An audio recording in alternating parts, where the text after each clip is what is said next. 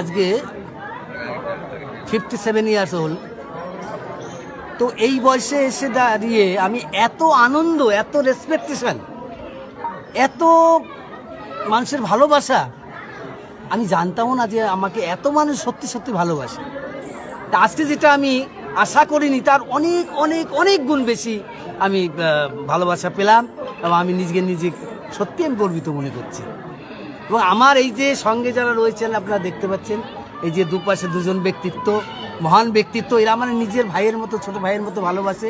এবং আমার কোনো প্রয়োজনে হলে আমি দাদার কাছে গেলে, এই দাদার কাছে গেলে আমার কেউ না করে না, কারণ এত সত্যি ভালোবাসে আমার। এটা আজকের দিনে দাঁড়িয়ে আমি বলতে চাই যে আজকে এত মানুষের যে ভালোবাসা, এই ভালোবাসা হয়তো আমি পাওয়ার উপযুক্ত না, কেন ভালোবাসে আমি জানিও না। আমি দেখুন, আমি পদ্মশ্রী পাবো এটা আমি কোনোদিন স্বপ্নেও ভাবিনি। তো এবার যখন সেই স্বপ্ন যদিও না ভাবার কথাও না, তো সেটা আমি পেলাম।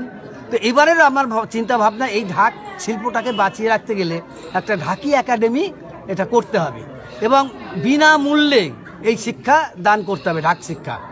হ্যাঁ, এটার জন্য একটা ঢাকি একাডেমি দরকার এবং সেই ঢাকি একাডেমি তৈরি করতে গেলে আমার চাই সরকারি সহযোগিতা এবং জনসাধারণের সহযোগিতা, ভালোবাসা। তা না হলে নিজের পয়সায় কোনোদিন একাডেমি স্কুল তৈরি করা যায় না, আর সেটা সম্ভব না। তাই আমি আশা করব সরকারের যেন আমার এই আগ্রহের উপরে যেন দৃষ্টিপাত করেন। হ্যাঁ, আমি একসময় ঢাক ছেড়েও দিয়েছিলাম, সেটা ধরুন এই 2000 সাল হবে, তখন আমি ঢাক ছেড়েও দিয়েছিলাম। কারণ কি, যে ঢাক আমি কেন বাজাবো? আমি ঢাক বাজাতে গেলে যে সম্মান পাই এবং আমি গান করতে গেলে যে সম্মান পাই, তার মধ্যে তিন রাত ফারাক।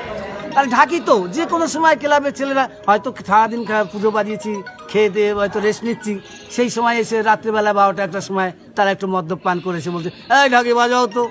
এটা তো শিল্পীর সম্মান না। এর জন্য আমি অনেক প্রেসে বলেছিলাম যে ঢাকিরা কি শিল্পী, এটা আমার প্রশ্ন ছিল। তো আজকে সেই শিল্পীর সম্মানটা আমরা ঢাকিরা পেয়েছি, এটা আমার সত্যি আমার সৌভাগ্য এবং সেটা আপনাদের ভালোবাসার উপরে নির্ভর করে।